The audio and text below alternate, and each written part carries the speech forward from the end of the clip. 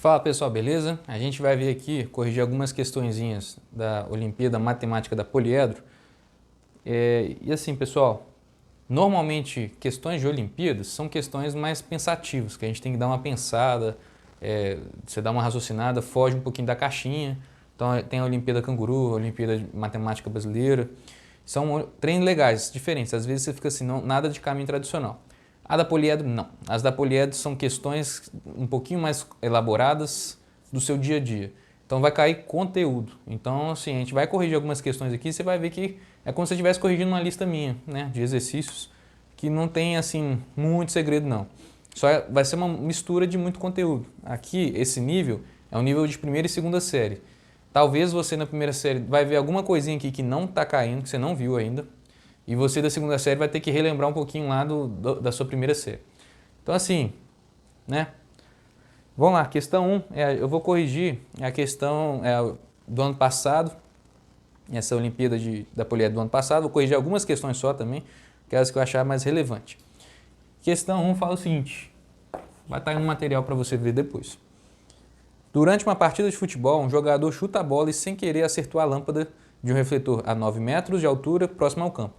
A distância do local do chute à base do refletor é de 30 metros. Sabendo que a bola atingiu a lâmpada no ponto mais alto, blá, blá, blá, blá, ele quer saber ali, ó, qual que é a função que descreve, cara. Nenhuma Olimpíada te pede isso aqui, não. Qual que é a função que vai ser descrita aqui se você fazer esse chute assim? Então, de certa forma, se você já chegou nisso, né, na primeira série, eu não sei como é que você está, mas na segunda série o pessoal já sabe. Se bem que esse aqui tem na fundamental. Isso aqui, gente, é uma parábola, pedaço de uma parábola. Se é um pedaço de uma parábola, é uma função de segundo grau. Função de segundo grau é algo que tenha um estilo assim, né? ax2 mais bx mais y. Como é uma função, mais c. Como é uma função, é f de x. Essa é a forma genérica de uma função. Nesse caso, se você olhar as alternativas, ele pede para você achar que função que descreve isso aqui, dado os valores que eu te falei. Eu te falei que aqui é 0 e que aqui há uma distância de 30 metros, a uma altura de 9 metros. Então, eu te dei pontos no plano cartesiano. Aqui o x é 30, o y é 9, e aqui o x é 0 e o y é 0. E esse ponto mais alto que eu te dei do plano cartesiano coincide de ser o vértice dessa parábola. Cara, você da primeira série provavelmente ainda não viu isso. Então, o vértice que é o ponto mais alto da parábola aqui. Então, você pode pegar esses pontos e substituir dentro das formas, mas não há necessidade. Por quê? Como eu estou mexendo num tipo de exercício que as alternativas já são as funções para mim, eu não vou ser burro, tá? Eu vou direto nas alternativas e jogo os pontos que eu tenho. Os pontos que eu tenho são esses aqui, ó, 0 e 0, 39. Se eu jogar esses pontos ali e ver que a alternativa vale na função, então morreu. Então quer ver? Olha a letra A. Se você observar aí, ó, eu não vou escrever não para não perder tempo. Menos 1 sobre 50, x menos 0.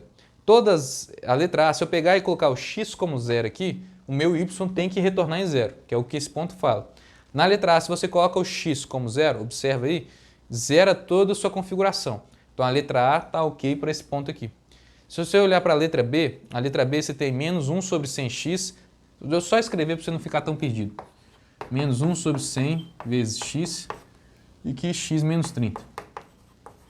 Se eu coloco o x como 0 aqui, zera tudo. E é o que eu preciso. Eu preciso que tudo zere. Beleza. Olha para a letra C. Mesma ideia. Menos 1 sobre 100x, só que aqui é x menos 60. Também zera. Letra D. A letra D só para diferenciar. Menos 1 sobre 50, x menos 30 ao quadrado. Se eu coloco 0 no lugar do x, fica menos 30 ao quadrado, menos 1 sobre 50. Menos 30 ao quadrado dá 900 sobre 1 sobre 50, enfim, não zera essa parada aqui. Os outros, se eu colocava 0 no lugar do x, zerava os dois termos. Se eu coloco 0 aqui, fica só 0 menos 30, que é menos 30 ao quadrado. Eu não zero tudo, vai ter um número. Então não é útil para mim. A letra E segue o mesmo raciocínio, só que aqui embaixo é sobre 100. Então já não presta já a letra D e a letra E. Sobra então a A, B e C. Então o que eu vou utilizar? Vou utilizar meu outro ponto que eu te dei. No lugar do x, coloco 30 e o resultado dessa conta tem que dar 90. Se você observar a letra B, já vou direto nela, se você coloca 30 no lugar desse x, fica 30 menos 30 que dá zero. Fica zero nesse termo vezes alguma coisa, zero a coisa. Eu não posso que zero. Eu tenho que colocar o número 30 no lugar de x e essa conta toda aqui dá 9. Então a letra B eu já até elimino, que não pode ser. Então até agora me sobra a letra A e a letra C. O que eu vou fazer? Testa agora. Bota a continha, 39, na letra A, que fala assim, olha, menos 1 sobre 50 vezes x, x menos 60. Então você vai jogar lá o 30. Então vai ficar assim, ó, menos 1 sobre 50 vezes o 30, 30 menos 60. 30 menos 60 dá menos 30. Vezes aqui menos 30. Menos com menos dá mais. 30 vezes 30 dá 900. 900 por 50. Corta aqui. 90 por 5 vai dar 9? Você já consegue observar que não, né? Para dar 9 aqui tinha que ser 100. Você não consegue enxergar isso? E existe a alternativa C, que fala que aqui embaixo é 100. Na alternativa C. Aqui embaixo é 100. Aí mata. Aí show. Então a alternativa C é a resposta. Beleza? Não preciso construir a função. Senão a gente teria que fazer um monte de coisa aqui. Que até matemático é até legal, mas como eu já te dei um tipo de exercício em que você já tem as alternativas ali, testa as alternativas, que é a nossa opção. Olha a questão 2. Questão 2 fala assim, ó, Ana, Bruno, Caio e Davi estão sentados em roda, todos olhando para o centro. Então, Ana, Bruno, Caio e Davi estão sentados em roda, todos olhando para o centro. Cada um deles faz uma afirmação. A Ana fala, as pessoas sentadas à minha esquerda e à minha direita falam a verdade. Então eu vou colocar a Ana aqui. Se eu coloco a Ana aqui, ela fala, as pessoas sentadas à minha esquerda, quem assenta à esquerda e quem assenta à direita falam a verdade. Então esse pessoal aqui costuma falar a verdade, a não ser que a Ana esteja mentindo. Bruno, Davi está sentado à minha direita. Então, olha, se o Davi está sentado... Bruno falou isso. Se o Davi está sentado à minha direita, vamos supor que se o Bruno estivesse falando a verdade e a Ana também estivesse falando a verdade, a direita do Bruno aqui, a direita do Bruno, seria a Ana. Então o Bruno não pode estar aqui. Se o Bruno está falando uma verdade, à direita de Bruno está sentado o Davi. É uma possível configuração, vão ir testando. Isso aqui já é um pouquinho mais, né, exercício de Olimpíada. A pessoa sentada a mim, Caio disse, a pessoa sentada à minha direita fala a verdade. Se eu me resta colocar aqui o Caio, por exemplo, a direita do Caio, que é a Ana, fala a verdade. Bom, se ela fala a verdade, o que Caio está falando é a verdade, ela também fala a verdade, até agora está indo bem. A última afirmação é o Davi. Caio está sentado à minha esquerda. Davi me diz isso. Caio está sentado à minha esquerda aqui. Davi pode estar falando a verdade ou mentira, porque a esquerda, nessa configuração, é o Bruno. Mas vamos ver, né, se isso aqui é uma configuração possível, né?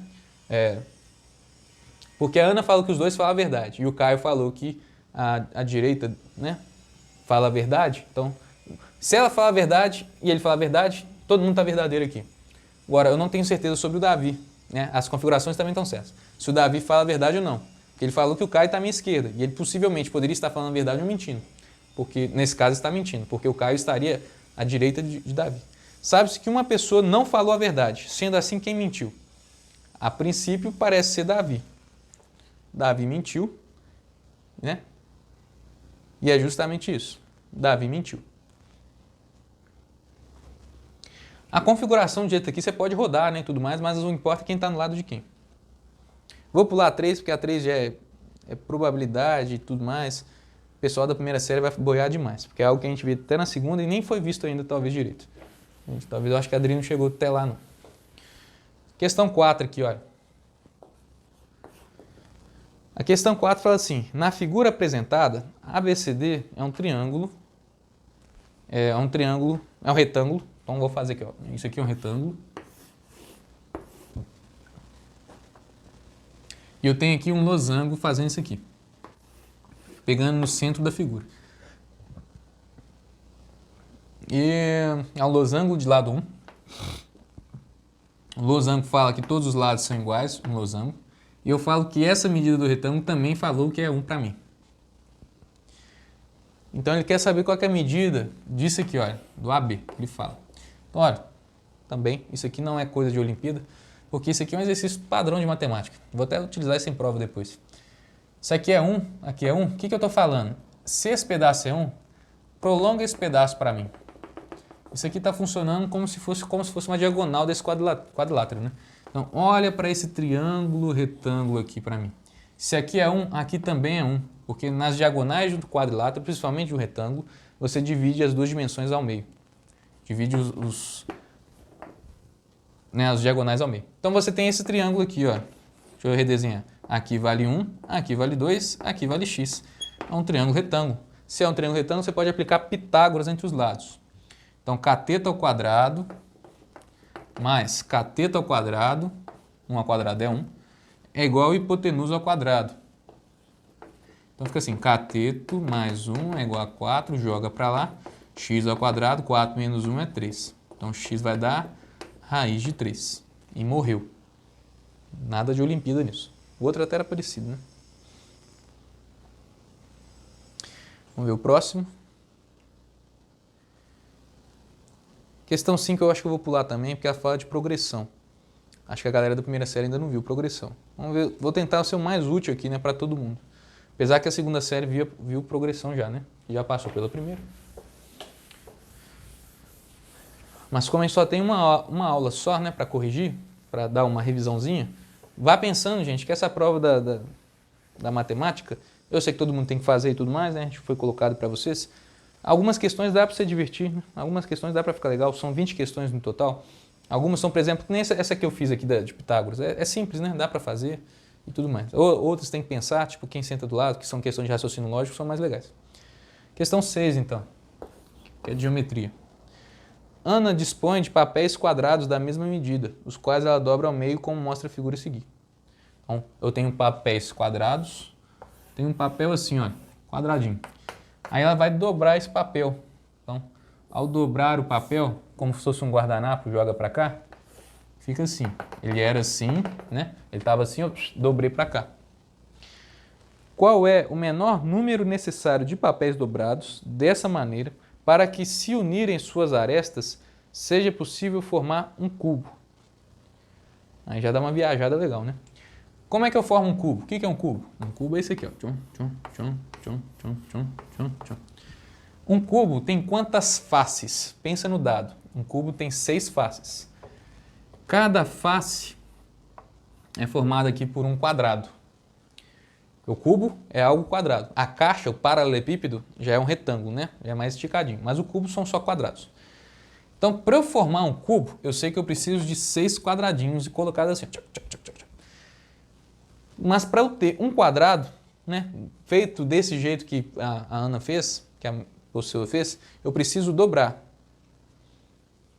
Então você concorda comigo que para cada quadrado que você tem aqui, você tem que ter 2 figuras dessas? Porque você tem um papel, dobrou, aí tem um. Mas se você pegar outro papel dobrado e completar aqui, você tem né, mais um quadrado. Então você concorda comigo que você tem que ter 12 dobraduras de papéis, né? Que ele pergunta assim, qual o menor número necessário de papéis dobrados dessa maneira para que se unem e seja possível? Então, 12. Faz sentido? Né? Então, esse aqui era mais de boa. Porque são... Acho que você entendeu, né? Acho que você entendeu. É bem óbvio mesmo. Questão 7, deixa eu ver. Questão 7 enfia uma trigonometria arregaçada aqui. Desculpa a palavra. Que eu não vou colocar por causa da primeira série. Não é uma questão boa. Vou colocar na prova dos meninos. Já achei meu banco de prova já. Galera da segunda série, fica esperto, hein?